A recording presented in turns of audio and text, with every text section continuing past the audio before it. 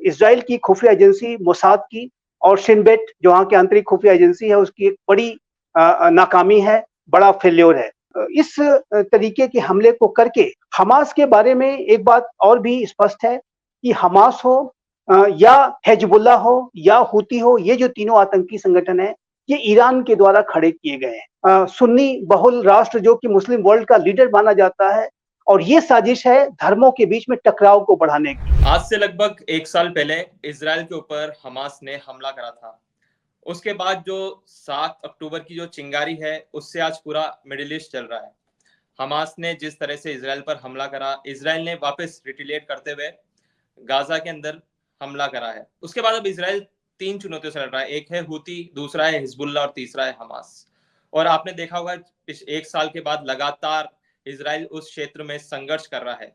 तो आज हमारे साथ मौजूद है संजीव जी श्रीवास्तव, जो आज हमको गल्फ और इजराइल के बारे में पूरी सटीक और सही और सरल भाषा में जानकारी देंगे। संजीव जी, स्वागत है आपका न्यूज़ 18 पर। धन्यवाद हर्षित जी। सर, मैं सबसे पहले ये जानना चाहता हूँ, जो संघर्ष पिछले साल से शुरू हुआ था, उससे पहले भी हमास और इजराइल के बीच संघर्ष लगातार जारी है काफी सालों से, जब से इजराइल बना है। लेकिन पिछले साल जो आपने देखा है और पूरी दुनिया ने देखा है कि क्या हुआ, उसके बाद इजराइल लगातार एक्टिव हो गया, एक्टिव उस क्षेत्र में हो गया और लगातार वो हिजबुल्लाह से, कभी हूती से, तो कभी हमास से लड़ रहा है। तो इस बारे में क्या कहना चाहेंगे सर? देखिए, इजराइल वर्तमान समय में आतंकवाद के विरुद्ध सबसे बड़ी लड़ाई लड़ रहा है।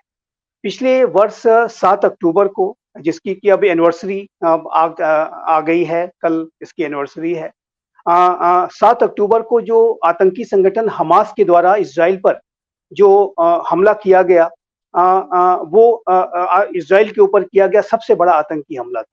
वो इजराइल के ऊपर वैसा ही हमला था जैसा कि अमेरिका का 9/11 का हमला या भारत का 26/11 का हमला था। उसी तरीके के सबसे बड़े हमले के तौर पर ये देखा जाता है।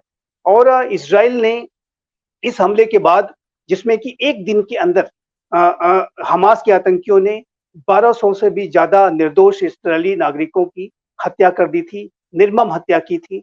महिलाओं और बच्चों के साथ हर तरीके की बर्बरता, दुराचार और उनके साथ उनको निर्मम तरीके से मौत के घाट उतारना, व्हील चेयर पर बैठे हुए बुजुर्गों की हत्याएं की गई। और उसके साथ ही ये जो हमास के आतंकी हैं वो लगभग 250 लोगों को बंधक बना करके भी ले गए। हॉस्टेज की सिचुएशन उन्होंने खड़ी कर दी। आज भी ये हमास के आतंकियों ने अनेक इजरायली नागरिकों को, और उसमें कई विदेशी नागरिक भी शामिल हैं, उनको बंधक बना करके रखा हुआ है। तो ये जो हमास का जो आतंकी चेहरा है वो पिछले 7 अक्टूबर को दुनिया के सामने आया और उसके बाद से इजराइल ने हमास के विरुद्ध युद्ध की घोषणा कर दी। और इजराइल के प्रधानमंत्री बेंजामिन नेतन्याहू ने हमास जैसे आतंकी संगठन के पूरे तरीके से खात्मे का संकल्प लिया हुआ है। और हमास के विरुद्ध इजराइल तब से एक लड़ाई लड़ रहा है। हमास के बारे में जो आप जानते हैं कि ये 2007 से ये गाजा पर शासन कर रहा था और 2007 से 2024 7 अक्टूबर के बीच में इजराइल ने हमास के जो शासन के साथ अपने संबंधों को मैनेज करने की पूरी कोशिश की। इजराइल की ये कोशिश रही कि यद्यपि कि गाजा पर हमास ने एक अपना शासन स्थापित कर लिया है, लेकिन उसके बावजूद भी इजराइल ने इस बात की पूरी कोशिश की कि इन हमास के शासन के साथ अपने संबंधों को बेहतर तरीके से मैनेज करके रखा जाए। लेकिन हमास के आतंकियों का जो मूल चरित्र था वो कहीं बदला नहीं।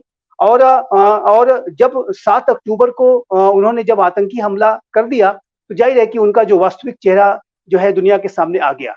एक बात मैं यहाँ पर जो सबसे महत्वपूर्ण है वो अवश्य मैं आपके दर्शकों के लिए चर्चा करना चाहूंगा कि ये जो हमास 2007 से गाजा पर शासन कर रहा था, लेकिन ये 2024 में आकर के उसने ये हमला क्यों किया? उसके पीछे का कारण ये है हर्षित जी कि ये जो हमास है वो इस तरीके के हमले को करके वो ये चाहता था कि इजराइल की जो सुन्नी अरब राष्ट्रों के साथ संबंधों को सामान्य करने की जो वार्ता चल रही है, जिसे कि एक पीस प्रोसेस का नाम दिया जा रहा था, जिसे कि एक रीजनल इंटीग्रेशन का नाम दिया जा रहा था, जिसे कि एक सभ्यताओं के बीच में संवाद की प्रक्रिया कही जा रही थी, उस इज़राइल के अरब राष्ट्रों के साथ जो उसके संबंधों में जो बेहतरी आ रही थी, उसको ये हमास नामक आतंकी संगठन तोड़ना चाहता था। हमास के बारे में एक बात और भी स्पष्ट है कि हमास हो या हिजबुल्लाह हो या हूती हो, ये जो तीनों आतंकी संगठन हैं, ये ईरान के द्वारा खड़े किए गए हैं। और ईरान एक ऐसा राष्ट्र है जो कि एक शिया बहुल राष्ट्र है, और ईरान भी ये नहीं चाहता था कि इज़राइल के जो सुन्नी बहुल राष्ट्रों के साथ, जो अरब देशों के जो सुन्नी बहुल राष्ट्र हैं, उनके जो संबंध हैं इज़राइल से कहीं बेहतर हों। और हमने ये देखा था कि 2020 में जब राष्ट्रपति ट्रंप अमेरिका में थे, तो उस समय एक अब्राहम एकॉर्ड्स साइन किए गए थे, और ये अब्राहम एकॉर्ड्स को मैं थोड़ा सिंप्लीफाइड तरीके से मैं बताऊं तो ये जो अब्राहम एकॉर्ड्स के माध्यम से जो यहूदी, इस्लाम और क्रिश्चियनिटी, जो ये तीन सभ्यताएं हैं, जो तीन धर्म हैं, उनके बीच में संवाद की प्रक्रिया शुरू की गई। और इस अब्राहम एकॉर्ड्स के माध्यम से अनेक जो अरब राष्ट्र हैं, वो इज़राइल को रिकॉग्नाइज करते जा रहे थे। जैसे यूएई ने उसे रिकॉग्नाइज कर लिया था, बहरीन ने उसे रिकॉग्नाइज कर लिया था, अनेक अन्य राष्ट्र भी उसे एक-एक करके रिकॉग्नाइज करते जा रहे थे। यहाँ तक कि सऊदी अरबिया जैसा एक सुन्नी बहुल राष्ट्र जो कि मुस्लिम वर्ल्ड का लीडर माना जाता है, वो भी इज़राइल को रिकॉग्नाइज करने की कगार पर पहुंच गया था। तो ये जो चाहे वो ईरान हो जो कि शिया बहुल राष्ट्र है और उसकी सुन्नी राष्ट्रों के साथ एक प्रतिद्वंदिता रहती है, चाहे वो ईरान हो, चाहे वो ये आतंकी संगठन हिजबुल्लाह, हूती और हमास हो, ये कभी भी ये नहीं चाहते थे कि इज़राइल का कोई रीजनल इंटीग्रेशन हो, इज़राइल के अरब राष्ट्रों के साथ संबंध सामान्य बने। उस वार्ता को तोड़ने के लिए, उस नॉर्मलाइजेशन की प्रक्रिया को ब्रेक करने के लिए 7 अक्टूबर 2024 को ये जो आतंकी संगठन ने ये जो हमला है, ये कर दिया था। पिछले वर्ष 7 अक्टूबर को ये हमला कर दिया था, और उसके और उस माध्यम से ये आतंकी संगठन और उसके पीछे खड़ा हुआ जो ईरान है, वो ये मंशा रख रहे थे कि एक बार ये हमला हो जाएगा, उसके बाद इज़राइल उसे रिस्पॉन्ड करेगा, लड़ाई लड़ेगा, और इसके बाद ये जो पूरा विवाद है, वो शिया और ये जो यहूदी और मुस्लिम्स के बीच का हो जाएगा, और इज़राइल का जो रीजनल इंटीग्रेशन है वो टूट जाएगा। तो ये मैं ये स्पष्ट रूप से कहना चाहता हूँ कि ये जो हमला इज़राइल के ऊपर पिछले वर्ष 7 अक्टूबर को किया गया, एक गहरी साजिश का परिणाम था, और ये साजिश है धर्मों के बीच में टकराव को बढ़ाने की। ये साजिश है क्लैश ऑफ सिविलाइजेशंस को बढ़ाने की, और इस साजिश को जाहिर है कि नाकाम करने के लिए इज़राइल ने आतंकवाद के विरुद्ध एक सबसे बड़ी लड़ाई छेड़ रखी है, और ये जो लड़ाई लगातार जारी है। हमास नामक जो ये आतंकी संगठन गाजा में ऑपरेट कर रहा था, शासन कर रहा था, वो पतन की कगार पर पहुंच चुका है, हालांकि अभी उसका पूरा खात्मा नहीं हुआ है। और उसके पीछे जो हमास ने बड़ी टनल्स का जो जाल बिछा रखा है और अनेक तरीके की मिलिट्री इंफ्रास्ट्रक्चर 2007 से वो लगातार विकसित करता रहा, उसकी वजह से इज़राइल को ऐसा करने में समय लग रहा है, लेकिन हमास को भारी क्षति जो है इज़राइल ने पहुंचाई है, और इज़राइल हमास को उसके पतन के कगार तक ले आया है। लेकिन अब आप देखिए तो हिजबुल्लाह और हूती, ये जो अन्य दो आतंकी संगठन हैं, उन्होंने भी इज़राइल के ऊपर लगातार हमले जारी रखे हैं, और वो हमले इसलिए कर रहे हैं ताकि हमास को सपोर्ट किया जा सके, और इज़राइल के जो हमास के विरुद्ध चलाए जा रहे युद्ध से उसको डिस्ट्रैक्ट किया जा सके। तो ये जो हमास, हिजबुल्लाह, हूती, इन आतंकियों का जो चरित्र है एक है, ये इज़राइल को आइसोलेट करना चाहते हैं, इज़राइल के लिए नहीं चाहते कि उसके अन्य राष्ट्रों के साथ संबंध बेहतर हों, और जब कभी भी इज़राइल कुछ अच्छा करने की कोशिश करता है और कुछ बेहतर भविष्य की तरफ बढ़ता है, तो ये जो आतंकी संगठन उसको रोकने की, उसे डिसरप्ट करने की कोशिश करते हैं। वास्तविक रूप से देखें तो चाहे वो ईरान हो, चाहे उसके जो द्वारा खड़े किए गए जो अन्य आतंकी संगठन हो, उनकी तो मंशा, उनके तो मंसूबे इज़राइल के अस्तित्व को ही समाप्त कर देने के हैं। तो ऐसे में इज़राइल आतंकवाद के विरुद्ध सबसे बड़ी लड़ाई लड़ रहा है, और ये लड़ाई उसकी आने वाले समय में भी मेरे असेसमेंट के मुताबिक गहरे तरीके से, संकल्पबद्ध तरीके से जारी रहेगी।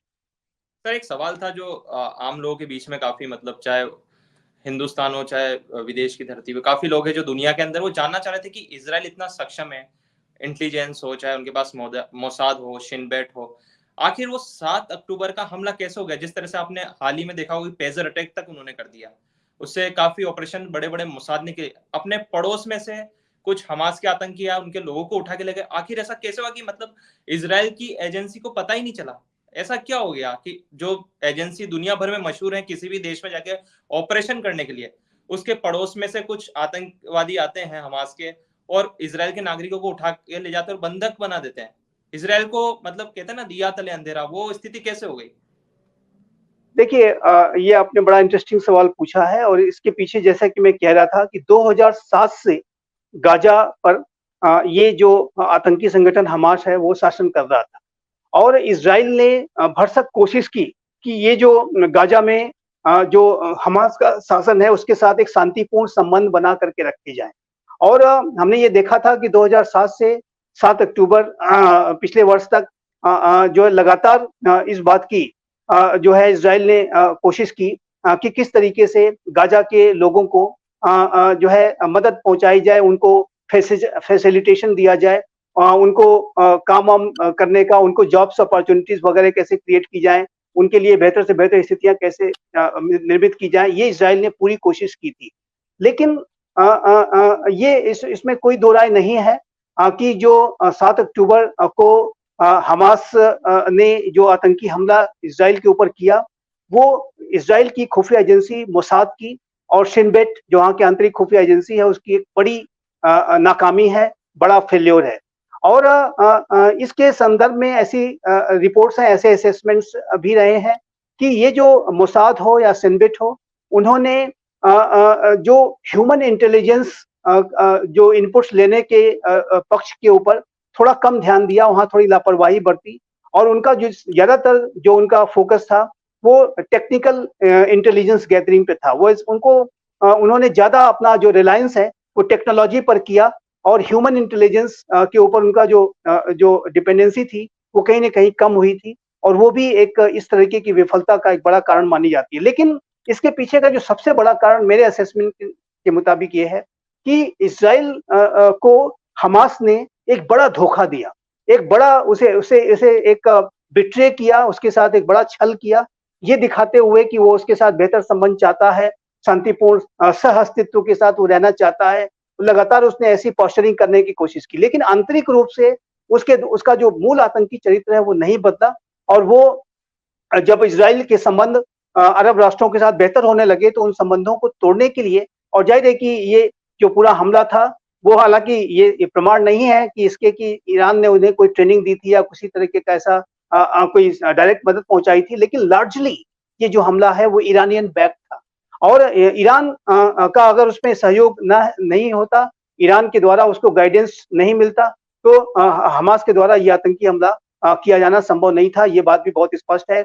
जो हमास के पास रॉकेट्स हैं, जो अनेक तरीके की उसने टनल्स वगैरह बना रखी हैं, अनेक तरीके के जो इसके पास मिलिट्री इक्विपमेंट्स हैं, वो ईरान के द्वारा ही प्रोवाइड कराए गए हैं और ईरान की बैकिंग की वजह से ही हमास हो चाहे हिजबुल्लाह हो चाहे हुती हो, सभी खड़े हुए हैं और ये जो पूरी साजिश थी वो इज़राइल के विरुद्ध किया गया गहरा छल था, एक गहरा धोखा था और जिसकी की वजह से इज़राइल के ऊपर इतना बड़ा हमला हो पाया। लेकिन मैं फिर से एक बार ये कहूँगा कि ये इज़राइल की खुफिया एजेंसी विशेष रूप से जो मोसाद है, उसकी एक बड़ी विफलता थी। सर एक चीज समझनी थी कि जैसे लड़ाई हो रही है उधर, तो बोल रहे हैं इजराइल हमास वॉर, इजराइल फिलिस्तीन वार नहीं बोल रहे हैं, या इजराइल हिजबुल्ला, इजराइल हुती, यमन, लेबनान और फिलिस्तीन नहीं आ रहा है, तो इजराइल क्या प्रॉक्सी वॉर की तरफ है? देखिए, आपने ये बहुत ही महत्वपूर्ण प्रश्न किया है और क्या है कि हम हिंदुस्तानी समझ नहीं पा रहा कि मतलब इजराइल की लड़ाई फिलिस्तीन से हो रही है, इजराइल की लड़ाई हमास से हो रही है, इजराइल यमन से लड़ना चाहता है या इजराइल हुती से, हिजबुल्ला से या लेबनान से? तो ये काफी कंफ्यूजन क्रिएट करता है एक आम लोगों के अंदर, तो इसके बारे में आप थोड़ा बताइए। ये आपने बहुत ही अच्छा सवाल किया है और इसको लेकर के जो एक भ्रम की स्थिति है, उस भ्रम की स्थिति को और बढ़ाने की जो साजिशें हैं, वो भारत में भी, अपने देश में भी और अंतर्राष्ट्रीय समुदाय में भी चल रही है। और वास्तविक रूप से देखें तो इज़राइल आतंकवाद के विरुद्ध लड़ रहा है, ये बात हमें समझने की आवश्यकता है। इज़राइल फिलिस्तीन के नागरिकों के विरुद्ध लड़ाई नहीं कर रहा है। ये जो पूरा विवाद है, वो इज़राइल फिलिस्तीन के बीच का विवाद नहीं है। जो हमास है वो एक आतंकी संगठन है। हमास गाजा पर 2007 से शासन कर रहा था और हमास पे यदि गाजा पर उसके जो शासन के अगर इतिहास को भी देखें तो 2007 में उसने जो फतह नामक जो पार्टी है जो कि वेस्ट बैंक में उसका शासन है, उसको उसने पर्च कर दिया था, उसको उन्होंने सत्ता में टिकने नहीं दिया वहां पर, और उसको एक तरह से वहां से भगाने का ही जो है कृत्य किया। और उसके बाद अपना जो टोटल डोमिनेंस है, उन्होंने हमास के आतंकियों ने गाजा पर स्थापित कर लिया था। और आप जानते हैं कि जो पूरा फिलिस्तीन है, जिसको कि हम फिलिस्तीन के कॉन्सेप्ट के रूप में जानते हैं, वो दो भागों में बना बना हुआ है, एक वेस्ट बैंक और एक गाजा। तो गाजा पट्टी जो है उस पर हमास का शासन था, और वहां पर और लेकिन जो वेस्ट बैंक है वहां पर फिलिस्तीनियन अथॉरिटी शासन करती है। वो वास्तविक रूप से अगर देखें तो फिलिस्तीनियों का अगर कोई प्रतिनिधित्व करता है, कोई रिप्रेजेंटेशन करता है, तो वो पैलेस्टीनियन अथॉरिटी करती है। वो गाजा वेस्ट बैंक जो है करती है। वेस्ट, और वो उसका शासन वेस्ट बैंक में है, क्योंकि फिलिस्तीनियन अथॉरिटी को गाजा में हमास के आतंकियों ने टिकने नहीं दिया, उनको वहां से पर्च किया, उनको वहां से उन्होंने भगा दिया। और ये जो 2000 और 2007 के बाद से उन्होंने पूरे गाजा पर अपना कब्जा करके रखा हुआ था। 2007 के बाद से इन हमास के आतंकियों ने गाजा में टनल्स का जाल बिछाया, आतंक की मशीन, टेरर की जो मशीन और इंफ्रास्ट्रक्चर तैयार किए। और जाहिर है कि जो वेस्ट बैंक में जो शासन है वो पैलेस्टीनियन अथॉरिटी का है, और उसे ही हम वास्तविक रूप से फिलिस्तीनी लोगों का के प्रतिनिधि के रूप में जानते हैं। तो तो क्या ये सर जो एक सवाल, लड़ाई, ये जो लड़ाई है, ये इजराइल और पैलेस्टीन के लोगों के बीच में नहीं है। ये जो लड़ाई है, ये इजराइल की आतंकवादियों के विरुद्ध लड़ाई है, आतंक के खिलाफ उसका युद्ध है ये। और दूसरा, ये जो लड़ाई है स्टेट टू स्टेट वॉर नहीं है। हमास एक नॉन स्टेट एक्टर है, यद्यपि कि वो शासन अवश्य कर रहा था, लेकिन उसका शासन एक डी फैक्टो था। उसको जो है जाहिर है कि उसके आतंकी चरित्र की वजह से उसकी कोई मान्यता नहीं है, और उसका उसका जो वास्तविक चरित्र अब सामने आ चुका है, तो ऐसे में उसको कोई मान्यता कभी तो क्या सर मिलेगी भी नहीं, अगर उसका हमास अस्तित्व अगर भी हमास समाप्त हो जाएगा। तो ये जो लड़ाई है, ये state versus non state actors की है, जिसमें कि एक तरफ इसराइल एक स्टेट एक्टर है, और हमास, हिजबुल्लाह, हुती, ये जो है नॉन स्टेट एक्टर्स हैं, ये आतंकी संगठन है। और ये लड़ाई आतंकवाद के विरुद्ध लड़ाई है, इस बात को हमें क्लियर समझना होगा। इस बात में कोई भ्रम नहीं होना चाहिए कि ये लड़ाई इसराइल और फिलिस्तीन के बीच की है। इसराइल के और फिलिस्तीन के बीच में ये लड़ाई नहीं है, बल्कि ये इसराइल की लड़ाई आतंकवाद के विरुद्ध है। ये स्पष्ट रूप से हमें समझना होगा। सर मेरे मन के अंदर एक सवाल उठ रहा है, अगर हमास खत्म होता है तो क्या इसका फायदा फिलिस्तीन को भी होगा और इसराइल को भी होगा, वेस्ट बैंक को भी होगा इसका फायदा? क्या वो भी निस्संदेह, खुश होंगे? अगर हमास खत्म होता तो क्या जो वेस्ट बैंक के अंदर जो अथॉरिटी है फिलिस्तीन की, तो वो भी खुश है इससे कि अगर हमास खत्म होता है तो उससे हमारा भी कुछ फायदा है? देखिए, जहां तक फिलिस्तीनियन अथॉरिटी के संतुष्टि का, खुशी का प्रश्न है, तो वो तभी खुश होंगे कि जब इसराइल और पैलेस्टाइन के बीच में एक टू स्टेट सोल्यूशन हो। देखिए, इसराइल और पैलेस्टीन की समस्या का जो समाधान है, वो टू स्टेट सोल्यूशन ही हो सकता है। इसराइल और पैलेस्टाइन दोनों स्वतंत्र संप्रभु राष्ट्र के रूप में एक दूसरे के साइड बाय साइड रहें, और शांतिपूर्ण तरीके से अपने संबंधों को मैनेज करें, और सौहार्दपूर्ण तरीके से रहें। यही इसका इसराइल और पैलेस्टीन समस्या का एक समाधान हो सकता है। पैलेस्टीनियन लोगों के लिए उनका अपना स्वतंत्र राष्ट्र, और इसराइल के यहूदी लोगों के लिए उनका एक स्वतंत्र राष्ट्र, और दोनों एक दूसरे के साथ संबंध रखें और एक दूसरे को रिकॉग्नाइज करें। लेकिन ये जो टू स्टेट सोल्यूशन है, अभी नहीं हुआ है, और इसके लिए इसराइल भी तैयार नहीं है, और पैलेस्टीनियन अथॉरिटीज के अंदर भी अनेक तरीके के रिजर्वेशंस हैं। तो ये जो पूरी जो समस्या है इसराइल और पैलेस्टीन की, ये मूलतः अगर आप देखें तो एक आइडेंटिटी बेस्ड कॉन्फ्लिक्ट है, जो यहूदी और मुस्लिम्स के बीच में जो एक अपने अपने राष्ट्रों को, अपने अपनी टेरिटरी को लेकर के बना करके रखने की जो उनके अंदर जो संकल्प है, उसके तहत वो अपनी अपनी अपनी पोजीशन लिए हुए हैं। लेकिन उसका सोल्यूशन यही हो सकता है कि दोनों एक दूसरे को इस तरीके से रिकॉग्नाइज करें कि दोनों स्वतंत्र राष्ट्र के रूप में साइड बाय साइड रहें, और टू स्टेट सोल्यूशन ही इसका एकमात्र समाधान है। ये आपने जो सवाल पूछा है, ये अवश्य है कि पैलेस्टीनियन अथॉरिटीज हमास के खात्मे के बाद उन्हें गाजा पर अपना शासन करने का मौका मिलेगा, और भविष्य में जब कभी भी वहां पर एक सामान्य स्थितियां बनती हैं, तो ऐसे में जो वेस्ट बैंक की पैलेस्टीनियन अथॉरिटी है, वो गाजा में आकर के भी अपने चुनावों को लड़ेगी और वहां पर अपना शासन स्थापित करेगी। ये आने वाले समय में अवश्य होगा, और उसकी वजह से निसंदेह वो खुश होंगे। लेकिन उनकी जो वास्तविक खुशी तब होगी कि जब इसराइल और पैलेस्टाइन के बीच में ये जो पूरी समस्या है, इसका समाधान इस तरीके से निकले कि दोनों एक दूसरे को स्वतंत्र राष्ट्र के रूप में स्वीकार कर लें। और जाहिर है कि जब तक ये नहीं होता है, तब तक इजराइल और फिलिस्तीन के बीच का जो तनाव है वो बना रहेगा। सर, जो 7 अक्टूबर का हमला हुआ था उसके बाद पूरी दुनिया ने जिस तरह से ईरान के अंदर जो हमास के चीफ थे इस्माइल हानिया, उनको मार दिया जाता है। उससे पहले भी एक घटना हुई थी, मैं उसका जिक्र करता हूँ कि जो ईरान के जो प्रेसिडेंट थे तो उनकी भी मौत हो जाती है हेलीकॉप्टर क्रैश में, इब्राहिम रईसी की। तो क्या इसके पीछे इजराइल है, मतलब इब्राहिम रईसी के? देखिए, इब्राहिम रईसी की जो मृत्यु एक बहुत ही दुर्भाग्यपूर्ण तरीके से एक विमान दुर्घटना में, हेलीकॉप्टर क्रैश में हुई थी अज़रबैजान में। और इसके पीछे जो ईरान की द्वारा जो जांच कराई गई, उसमें कोई ऐसे तथ्य सामने नहीं आए कि जिससे कि ये पता चले कि ये जो पूरी साजिश के तहत ये किया गया था। ये एक सामान्य दुर्घटना के तौर पर इसे देखा गया। और ये मैं नहीं कह रहा, ये ईरान के द्वारा जो रिपोर्ट तैयार की गई थी उनकी अपनी जो सिक्योरिटी एजेंसीज के द्वारा, उसमें ये तथ्य सामने आए थे कि ऐसा उसमें कोई साजिश नहीं है। और लेकिन जहां तक इस्माइल हानिया जो कि हमास का चीफ है, उसकी तेहरान में जो हत्या हुई, वो निसंदेह इसराइल की खुफिया एजेंसीज के द्वारा कराई गई थी। हालांकि इसराइल ने उसकी भी जिम्मेदारी नहीं ली और उसके बारे में इसराइल ने कुछ कहा नहीं। लेकिन ये बात बहुत स्पष्ट है कि हमास के टॉप लीडरशिप को इसराइल लगातार टारगेट करता रहा है। और ऐसे में जब उसे एक मौका मिला कि जब हमास के मुखिया इस्माइल हानिया को एलिमिनेट करने का, तो इसराइल ने उस मौके को उसने इस्तेमाल किया। और तेहरान में, जो कि ईरान की राजधानी है, और एक ये हत्या एक ऐसे समय पे की गई थी कि जब ईरान के एक नए राष्ट्रपति के शपथ ग्रहण समारोह का आयोजन किया गया था। और उसमें ये जो हमास का मुखिया था, जो कि जाहिर है कि वो ईरान का प्रॉक्सी है, वो एक स्टेट गेस्ट के रूप में वहां पर सरकारी आवास में वहां पर रुका हुआ था। और ऐसे में वहां जाकर के इतनी बड़ी कार्रवाई कर देना, ये इजराइल की खुफिया एजेंसीज की बहुत बड़ी सफलता रही। और ईरान ने जाहिर है कि उसके लिए, उसकी वजह से भी अपने आप को बहुत ही इजराइल के विरुद्ध एक चैलेंज के तौर पर लिया। और अभी ईरान के द्वारा जो कार्रवाई की गई है इजराइल के विरुद्ध, जो 200 से भी ज्यादा बैलिस्टिक मिसाइल्स के माध्यम से, उसके पीछे का कारण इस्माइल हानिया की हत्या को भी ईरान ने बताया है कि चूंकि ईरान में इतनी बड़ी घटना को इजराइल ने अंजाम दिया, तो इसकी वजह से भी हम इसको रिटेलिएट कर रहे हैं। लेकिन जहां तक इजराइल की सिक्योरिटी एजेंसीज का ईरान की के प्रॉक्सीज को टारगेट करने का प्रश्न है, तो वो टारगेट वो लगातार करेंगे।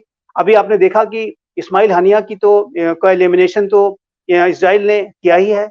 हिजबुल्लाह के मुखिया हसन नसरुल्लाह, जो कि ईरान के जितने भी आतंकीवादी संगठनों में सबसे अधिक प्रमुख जो है आतंकी, मैं उसको कहूंगा, जो एक सबसे ज्यादा एक जो प्रोमिनेंट फेस जो रहा, वो हसन नसरुल्लाह ही था। समय समय पर वो टेलीवाइज्ड एड्रेस के माध्यम से इसराइल को धमकियां दिया करता था। और जो भी ईरान के द्वारा जो भी एक्टिविटीज इन आतंकवादी संगठनों के संदर्भ में की जाती हैं, उसको कोऑर्डिनेट करने का ये काम करता था। और हसन नसरुल्लाह को ही जो है इसराइल ने एक बड़ी कार्रवाई में एलिमिनेट कर दिया। तो जाहिर है कि बड़ी क्षति इसराइल ने इन आतंकवादी संगठनों को और ईरान को पहुंचाई है। ईरान को बड़ी चुनौती दी थी और इसी वजह से भारी दबाव में आकर के ईरान ने एक बड़ी कार्रवाई कर दी है। लेकिन आने वाले दिनों में ये कभी भी हो सकता है कि इसराइल के द्वारा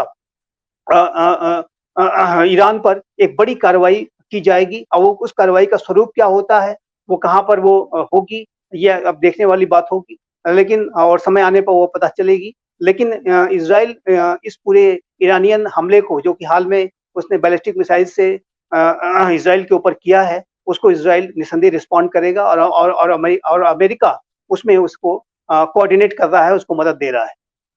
सर, एक अगर टाइमलाइन पर नजर डाले तो इसराइल लगातार अपने दुश्मनों को खत्म कर रहा है। एक तरह से कह सकते हैं कि सबसे पहले इब्राहिम रईसी, फिर इस्माइल हानिया, मोहम्मद देफ, उसके बाद नसरल्ला, याया सिनवार, चाहे वो ईरान हो, चाहे हिजबुल्लाह के हो, चाहे वो हमास के हो, जितने भी उसके दुश्मन है, 7 अक्टूबर के बाद अगर आप एक टाइमलाइन देखते हैं तो लगातार उनका खात्मा हो रहा है। तो इसराइल लगातार उन बड़े चेहरों को निशाना बना रहा है, उन संगठन के मुखियाओं को जिसने इसराइल को नुकसान पहुंचाया है। क्या आप इस टाइमलाइन से आप मतलब सहमत हैं कि लगातार, चाहे वो ईरान के जो सर प्रेसिडेंट की मौत हुई हो, चाहे अभी जो हाल ही में जो आतंकवादी सब बड़े बड़े मारे जा रहे हैं, तो आप इससे कितना सहमत हैं? देखिए, आतंकवादियों का खात्मा होना चाहिए। और आतंकवाद के विरुद्ध। ईरान के जो राष्ट्रपति है इब्राहिम रईसी, क्या उनकी मौत को भी इनसे जुड़ा हुआ देख सकते हैं अगर आप एक टाइमलाइन में देखें तो? नहीं, मैं देखिए, आशंकाएं अवश्य हो सकती हैं और साजिश की संभावनाएं अवश्य हो सकती हैं, उसको रूल आउट नहीं कर सकते। जिस तरीके से ईरान के संबंध इजराइल के साथ तनावपूर्ण हैं, तो ऐसे में किसी भी तरीके की संभावनाओं को रूल आउट नहीं कर सकते, ये तो बात बिल्कुल स्पष्ट है। हमने ये भी देखा था कि इब्राहिम रईसी पेजर का इस्तेमाल करते थे और जिस तरीके के पेजर में ब्लास्ट हुआ और संभव है कि इस तरीके की कोई घटना हेलीकॉप्टर में यात्रा करते समय अगर हो जाए तो हेलीकॉप्टर तो क्रैश करेगा ही। और जाहिर है कि इस तरीके की जो आशंकाएं हैं, इस तरीके की संभावनाओं से इनकार नहीं कर सकते। लेकिन जो ईरान के द्वारा इब्राहिम रईसी की हत्या के संदर्भ में जो जांच कराई गई, गहरी जांच कराई गई, उसमें कोई ऐसे तथ्य सामने नहीं आए कि जिससे कि पता चले कि ये जो पूरी जो घटना थी वो किसी साजिश का परिणाम। चलिए सर, अब थोड़ा हमास से आगे बढ़ते हुए हम लेबनान की ओर चलते हैं, हिजबुल्लाह की ओर। तो जो इस्माइल हानिया, उसकी मौत के बाद हिजबुल्लाह बौखला गया था हसन नसरल्लाह, तो उसने अटैक भी करा था इजराइल के ऊपर, और काफी उसके बाद इजराइल और जो लड़ाई थी गाजा से बढ़ के वो लेबनान की ओर चली गई। उसके बाद अभी आपने हाल ही में पूरी दुनिया ने देखा है किस तरह से पेजर फटे। उसके बाद हिजबुल्लाह के जो आतंकी थे सबके मतलब होश उड़ गए कि आखिर इस तरह का हमला भी हो सकता है। तो अब जो लड़ाई है वो गाजा से बढ़ के लेबनान आ गई। अब लेबनान के बारे में हम जानना चाहते हैं थोड़ा, लेबनान, इजराइल और हिजबुल्लाह के बारे में, कि अब ये लड़ाई इधर आ चुकी, तो इसके बारे में आप क्या बताना चाहेंगे थोड़ा आसानी भाषा में, क्योंकि काफी लोग इस बारे में नहीं जानते हैं। जी, देखिए, लेबनान की ये जो लड़ाई है वो इस वजह से शुरू हुई क्योंकि वहाँ पर लेबनान में जो आतंकी संगठन हिजबुल्लाह है, वो हमास के समर्थन में लगातार इजराइल को टारगेट कर रहा था। और ये जो हिजबुल्लाह के द्वारा इजराइल पर रॉकेट्स वगैरह फायर करने का जो कृत्य है, वो पिछले वर्ष 8 अक्टूबर से ही शुरू हो गया था। और ये जो हिजबुल्लाह के द्वारा जो इजराइल को टारगेट करने के पीछे का कारण ये है कि हिजबुल्लाह नहीं चाहता था कि जो इजराइल हमास के विरुद्ध ये जो लड़ाई है वो आगे बढ़ाए, उसको वहां से डिस्ट्रैक्ट करने के लिए और अपने और इजराइल को डाइवर्ट करने के लिए उस युद्ध से वो हमास के समर्थन में हमले कर रहा था।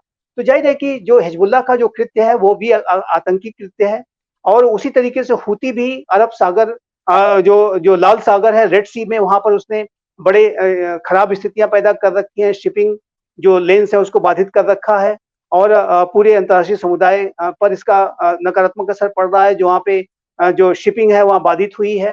तो ये जो चाहे वो हिजबुल्लाह हो चाहे हूती हो, ये सभी जो इजराइल के उसके आतंकवाद के विरुद्ध युद्ध का विरोध करने के लिए, उसका प्रतिरोध करने के लिए, जैसा वो कहते हैं रेसिस्टेंस करेंगे, तो वो उस तरीके का की लड़ाई लड़ रहे हैं। तो ऐसे में जो ये जो इजराइल का जो अन्य आतंकी संगठनों के विरुद्ध जो कार्रवाई है वो होना अवश्य संभावित थी। और अब जब इजराइल ने हमास को लगभग उसके पतन के कगार पर पहुंचा दिया है, तो इजराइल का जो फोकस है वो हिजबुल्लाह के ऊपर है। और हमने ये देखा था कि इस्माइल हानिया की हत्या के बाद ईरान इजराइल पर बड़े हमले करने की तैयारियां कर रहा था। उसी समय से ये आशंका थी कि इजराइल के ऊपर ईरान कोई बड़ा हमला कर सकता है। लेकिन इस बात को भी हम जानते हैं कि इजराइल और ईरान के बीच में एक लंबी दूरी है और कोई जो ग्राउंड वॉर जिसको वो कहते हैं, जो ग्राउंड इन्वेजन इत्यादि होना संभव नहीं है। और जो भी ये ईरान के द्वारा जो इजराइल पर अगर कोई बड़ी कार्रवाई होती तो वो संभव था, बहुत संभव था कि हिजबुल्लाह के माध्यम से ही करता। और इजराइल को इस बात की बड़ी आशंका थी कि हिजबुल्लाह ईरान के शह में और ईरान के डायरेक्शन में वो इजराइल पर एक बड़ा हमला करने की तैयारी कर रहा है और इस तरह से वो इस्माइल हानिया की हत्या का बदला लेना चाहता है। तो इजराइल की जो डिफेंस फोर्सेस हैं वो अपने प्री एम्प्टिव ऑपरेशंस के लिए जानी जाती है। यदि यानी प्री एम्प्टिव यानी कि जो शत्रु अगर कुछ साजिश रच रहा है तो उसकी साजिश के ऊपर पहले से ही करारा वार कर दो ताकि वो है जो वो साजिश करने की स्थिति में नहीं रह पाए। तो एक जो प्री एम्प्टिव ऑपरेशंस के तहत इजराइल के द्वारा हिजबुल्लाह के अनेक ठिकानों पर लगातार हमले किए जा रहे थे। और अभी भी आपने देखा कि हसन नसरुल्लाह की जो हत्या हुई, उसी तरीके से उसके पहले 2006 के सेकेंड लेबनान वॉर के बाद से जिस तरीके से इजराइल ने सबसे बड़ी बमबारी लेबनान में की, और लगातार अब इजराइल की सेनाएं अब सदर्न लेबनान में ऑपरेट कर रही हैं, तो उनसे पीछे यही लक्ष्य है कि इजराइल हिजबुल्लाह को कमजोर कर देना चाहता है, ताकि हिजबुल्लाह 7 अक्टूबर जैसा कोई हमला इजराइल के ऊपर करने के बारे में सोच भी ना सके, उसका कोई दुस्साहस ना कर सके। और सदर्न लेबनान में जो अभी ग्राउंड इन्वेजन जो आईडीएफ ने किया है, इजराइल डिफेंस फोर्सेस ने किया है, उसका कारण यह है कि जो सदर्न लेबनान में जो हिजबुल्लाह ने टेरर की जो मशीन, टेरर का इंफ्रास्ट्रक्चर, टनल्स का जो जाल है, वो जो बिछा रखा है, उसको वो नेस्तनाबूद करना चाहते हैं, ताकि सदर्न लेबनान की जो टेरिटरी जो कि इजराइल के नॉर्दर्न बॉर्डर से उसका वो शेयर करती है, उस पर कोई हमला ना हो सके। हमने ये भी देखा था कि जो नॉर्दर्न इजराइल में करीब 60 से 80 हजार लोग अपने अपने घरों को छोड़ करके पिछले 7 अक्टूबर से इजराइल के अन्य इलाकों में चले गए हैं, क्योंकि वहां पर हिजबुल्लाह के द्वारा सदर्न लेबनान से हमले किए जा रहे थे। तो ये जो वर्तमान समय में इजराइल का जो फोकस है वो हिजबुल्लाह के ऊपर है, और हिजबुल्लाह के आतंकी 7 अक्टूबर जैसा कोई कोई घटना अंजाम न दे सके, उसके बारे में सोच भी ना सके, उसको इंश्योर करने के लिए इजराइल हिजबुल्लाह के विरुद्ध बड़ी से बड़ी कार्रवाई करेगा, और उसके बाद निसंदेह हूती उसका अगला निशाना होगा। और हूती को के ऊपर भी यमन में जिसका शासन है, यमन के एक भाग पे उसका शासन है, उसके ऊपर भी अब इजराइल ने बड़ी कार्रवाइयां करना शुरू कर दिया है। सर, जब हूती ने एक सुपरसोनिक मिसाइल, मतलब ये दुनिया के लिए बहुत बड़ा शॉकिंग खबर थी सर दुनिया के लिए, कि हूती विद्रोहियों ने इसराइल के ऊपर हाइपरसोनिक मिसाइल छोड़ दी है। मतलब अच्छे बड़े बड़े देशों के पास भी नहीं, काफी विकसित देशों के पास भी हाइपरसोनिक मिसाइल नहीं, लेकिन एक आतंकी संगठन जो हूती है उसके पास हाइपरसोनिक मिसाइल का आना, मतलब दुनिया के लिए कितनी बड़ी चुनौती है, कितनी बड़ी डरावनी खबर कह सकते हैं इसको, क्योंकि उन्होंने इसराइल के ऊपर हाइपरसोनिक मिसाइल डाल दी है। देखिए, ये जो भी उसकी कैपेबिलिटीज हैं वो ईरान के द्वारा प्रोवाइड कराई गई हैं, वो उसकी स्वयं की निर्मित है। रशिया ने भी शायद मदद करी हो हूती की, देखिए, कैसा हो सकता हूती ने कुछ जो आर्म्स, जो डिफेंस इक्विपमेंट्स के जो लूट जिसको मैं कहूँगा, उसके कैप्चर वगैरह को भी उसने किया, और इस माध्यम से भी उसने जो है हथियारों को जमा किया। और रशिया ने भी जो यमन में जो स्थितियां थी उसको ध्यान में रखते हुए रशिया ने भी इसको इस तरीके के आर्म्स को प्रोवाइड कराया है, इसमें भी ये ऐसी भी रिपोर्ट्स रही हैं। लेकिन ये जो हूती के द्वारा ये जो मिसाइल का जो हमला किया जा रहा है, और अनेक शिपिंग और शिप्स को टारगेट किया जा रहा है, वो निसंदेह एक चिंताजनक स्थिति है। और उसको लेकर के आपने देखा है कि यूनाइटेड स्टेट्स ऑफ अमेरिका और ब्रिटेन ने सीधा सीधा उसे रिस्पॉन्ड किया, और यमन में हूती के ठिकानों पर बड़े हमले उन्होंने किए हैं। आने वाले समय में अब इसराइल ने भी कार्रवाइयां शुरू कर दी हैं। इसराइल के फाइटर जेट्स ने एक लंबी दूरी तय करते हुए यमन में जाकर के बमबारी की, और ये जाहिर है कि आने वाले समय में जो हिजबुल्लाह के ऑपरेशन के बाद जो अगला निशाना इसराइल का होगा, वो हूती होगा। और उस हूती के हमले में जो इसराइल उसके ऊपर करेगा, उसमें अमेरिका और ब्रिटेन जैसे जो राष्ट्र हैं, अन्य यूरोपीय जो राष्ट्र हैं, वो भी उसमें कोऑर्डिनेट करेंगे, उसमें पार्टिसिपेट करेंगे। वो पहले से इसके ऊपर हमले कर रहे हैं। तो ये जो हूती का जो चैलेंज है, वो भी एक बड़ा चैलेंज है, और उसको डील करना भी इसराइल की एक बड़ी चुनौती है, और इसको कि उसने डील करना शुरू भी कर दिया है। लेकिन वर्तमान में जो इसराइल का इमीडिएट जो तात्कालिक जो फोकस है, वो हिजबुल्लाह है। लेकिन उसके सबसे पहले जो उसके पीछे का जो बैकर है, जो उसकी इन आतंकवादी संगठनों का जो सबसे बड़ा सपोर्टर है, स्पॉन्सर है, वो ईरान है। और ईरान के ऊपर जो उसने अभी कार्रवाई की है, उसके संबंध में इसराइल का जो रिस्पांस है वो एक्सपेक्टेड है, वो कभी भी किसी समय हो सकता है। सर, इसराइल देखा होगा जिस तरह से गाजा के अंदर हमला हुआ, चाहे वो लेबनान में चाहे यमन में, लेकिन ईरान सबसे पहले खड़ा हो जाता है इसराइल से लड़ने के लिए। बाकी सऊदी अरेबिया है, ओमान है, यूएई है, वो थोड़ा इतना नहीं बोलते जितना ईरान एकदम गरिया देता है इसराइल को कि आ जाओ भैया अब लड़ाई कर लेते हैं। ऐसा क्यों होता है कि ईरान से क्या दुश्मनी इसराइल की? बाकी सऊदी अरेबिया है वो चुपचाप शांत बैठ के देख रहा है, जो कहते हैं कि इस्लाम के अंदर सबसे बड़ा वो सर्वे सर्वा है। लेकिन जैसे लड़ाई होती है कि ईरान इसराइल के सामने खड़ा हो जाता है कि हाँ, मैं हूँ दुनिया का सबसे बड़ा मुस्लिम मुल्क, मुझे देखिए, है सबसे ज्यादा ईरान मुसलमानों की चिंता। ईरान एकदम सामने आता है। तो क्या लड़ाई, मतलब आखिर ऐसा क्यों होता है कि कभी सऊदी और ईरान साथ नहीं आ रहे हैं इसराइल से लड़ने के लिए? आखिर इसके पीछे वजह क्या है? क्योंकि सिर्फ एक ही देश दिख रहा है या दो तीन, कि लेबनान हो गया, यमन हो गया या ईरान हो गया, बाकी सऊदी तो आराम से बैठा बैठा ठीक है। देखिए, ऐसा है कि ईरान जो है वो पूरे मिडिल ईस्ट रीजन में अपनी अपनी अपने दबदबे को कायम करना चाहता है, अपने डोमिनेंस को स्थापित करना चाहता है। उसके रीजनल एम्बिशंस बहुत हैं। वो ये चाहता है कि वो एक नाभ की शक्ति बन जाए, उसके पास न्यूक्लियर वेपन्स आ जाएँ और वो पूरे मिडिल ईस्ट रीजन में एक बादशाहत स्थापित कर ले। उसकी ये मंशा रहती है। लेकिन जो ईरान है, उसका जो अन्य जो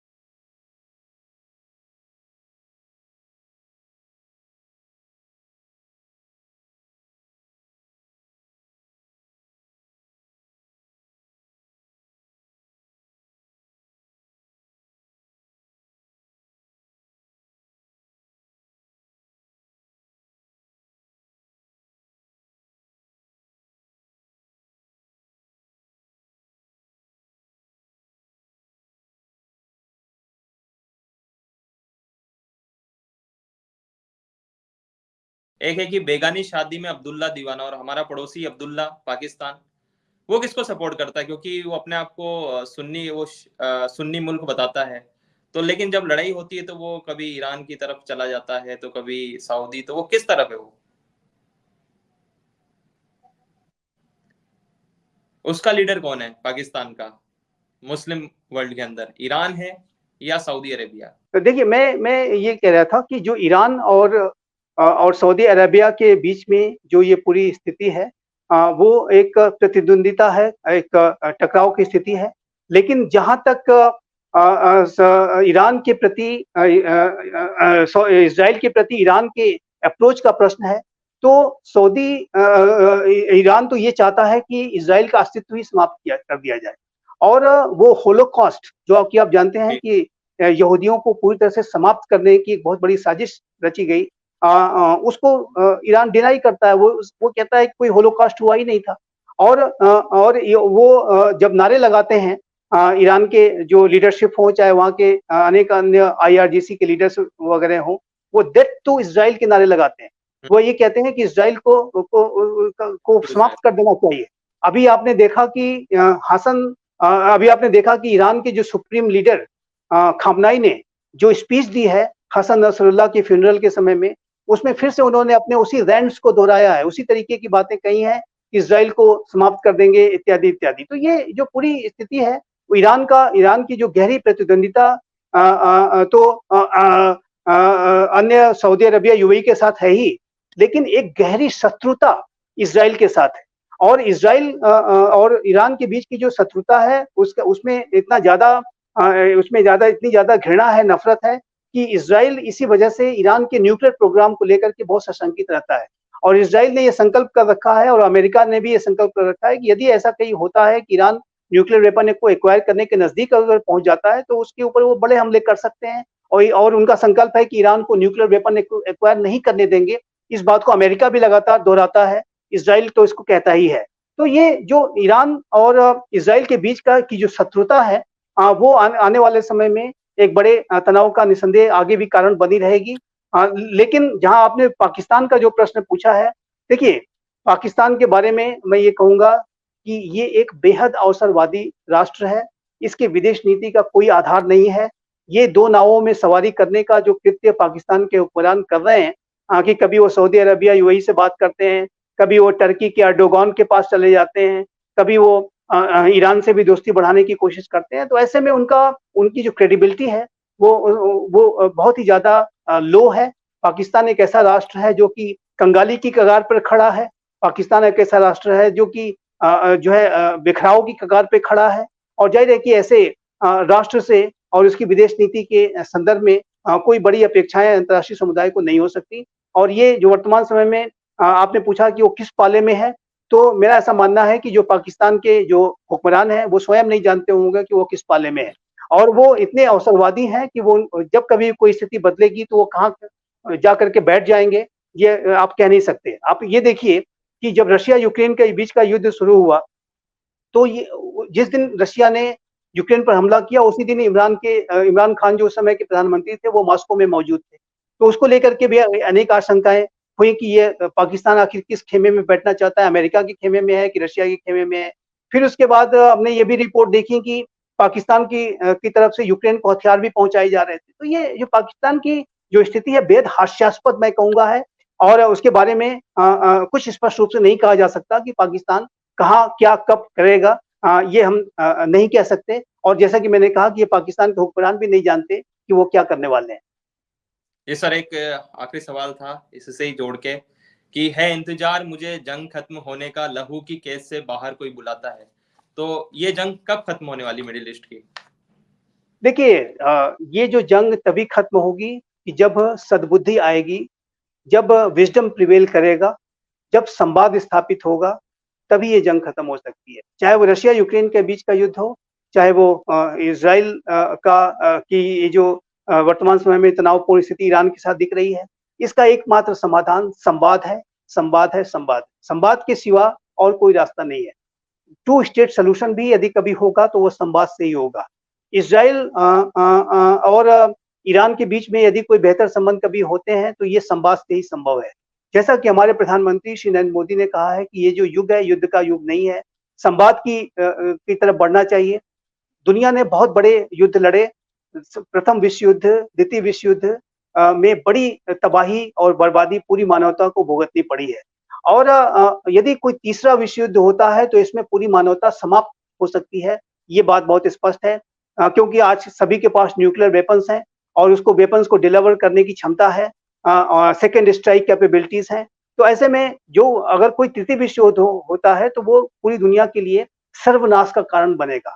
और यदि सर्वनाश से बचना है तो संवाद स्थापित करना होगा और एक दूसरे के साथ एक बेहतर से बेहतर समन्वय तालमेल स्थापित करते हुए अपने आप को आगे बढ़ाना होगा। जियो और जीने दो, लिव एंड लेट लिव की जो विचारधारा है, उसके आधार पर ही शांति स्थापित हो सकती है। और जब तक ये सद्बुद्धि नहीं आएगी, जब तक कि ये जो है इस तरीके के सकारात्मक विचारों से राष्ट्र प्रभावित नहीं होंगे, तब तक जो है ये जो आतंकी हैं वो अपने मंसूबों में ऐसे ही जो है आगे बढ़ेंगे। लेकिन यदि आतंकियों को समाप्त करना है, आतंकवाद के विरुद्ध एक चुनौती जो है उसको समाप्त करना है, तो उसमें सभ्यताओं के बीच में भी संवाद होना चाहिए। जो आतंकी नहीं चाहते कि सभ्यताओं के बीच में संवाद हो, ज्यूज, मुस्लिम, क्रिश्चियंस के बीच में जो अब्राहम एकॉर्ड्स की प्रक्रिया थी वो आगे बढ़नी चाहिए। जो इज़राइल की नॉर्मलाइजेशन की प्रक्रिया अरब राष्ट्रों के साथ थी वो आगे बढ़नी चाहिए। और यदि ऐसा होता है तो ये आतंकियों की सबसे बड़ी हार होगी। आतंक देखिए हर्षित जी, अंत में मैं यही कहूंगा कि आतंकवाद की जो चुनौती है उसका मुकाबला 2 स्तरों पर करना होगा। पहला ये कि इन आतंकियों के विरुद्ध kinetic operations, physical military operations अवश्य किए जाने चाहिए, उसके कोई विकल्प नहीं है। ये आतंकी ताकत की भाषा समझते हैं और उनको उस भाषा में जवाब दिया जाना चाहिए और इज़राइल वो जवाब दे रहा है। भारत भी अब वो जवाब देता है। आज का जो भारत है वो आतंकियों को कड़े से कड़ा जवाब देता है, आतंकी स्पॉन्सर्स को कड़े से कड़े जवाब देता है। पाकिस्तान में हमने 2 स्ट्राइक्स जाकर के अंदर किए हैं, भविष्य में भी ऐसा हम कर सकते हैं। तो ये जो आतंकवाद के विरुद्ध काइनेटिक एक्शंस तो होने ही चाहिए, लेकिन ये जो आतंकियों के मंसूबे हैं कि इस तरह की घटना को करा के वो सभ्यताओं को आपस में टकरा देंगे, वो जो धर्मों के बीच में जो है विवाद खड़ा कर देंगे और एक फॉल्स नैरेटिव्स बनाएंगे कि ये जो लड़ाई है इजराइल और पैलेस्टीन की है, या जबकि ये लड़ाई वास्तविक रूप से आतंकवाद के विरुद्ध है। तो इस तरीके की जो आतंकी साजिशें और फॉल्स नैरेटिव को जो पूरे अंतर्राष्ट्रीय समुदाय में प्रोपोगेट करने की, उसका प्रोपेगेंडा करने की कोशिश की जा रही है, उसको अगर जवाब देना है तो उसके लिए भी सभ्यताओं के बीच में संवाद स्थापित होना चाहिए। तो मैं कहूंगा कि ये जो पूरी समस्या है उसका जो एक की वर्ड आपके दर्शकों के लिए आसान शब्दों में मैं कहूंगा, जो की वर्ड है वो संवाद है, और संवाद के माध्यम से ही शांति स्थापित हो सकती है। जी संजीव जी, आपने हूती हो, चाहे वो हिजबुल्लाह हो, चाहे हमास हो, तो लोगों के मन में काफी कंफ्यूजन रहता है कि आखिर ये देश हैं कैसे ऑपरेट करते हैं, इनके पीछे कौन सा देश लगा। उनके बारे में आपने काफी सरल शब्दों में बता दिया, एकदम क्लियर कर दिया है कि लेबनान से हिजबुल्लाह है, चाहे फिलिस्तीन गाजा से हमास है, और यमन से हूती, और ईरान क्या करता है, सऊदी और इसराइल के मामले में। तो मुझे उम्मीद है कि काफी लोगों को ये चीजें समझ में आएगी कि आखिर ये किस तरह से ऑपरेट करते हैं, कि ये किस तरह से कार्य करते हैं आतंकवादी संगठन। आखिर मिडिल ईस्ट जो कॉन्फ्लिक्ट है, जो आपने जिस तरह से आपने बताया कि मिडिल ईस्ट कॉन्फ्लिक्ट के बारे में मुझे भी मतलब काफी हद तक क्लियर हो चुका है कि आखिर वहां पर क्या चल रहा है। तो न्यूज़ 18 से बात करने के लिए संजीव जी बहुत बहुत धन्यवाद।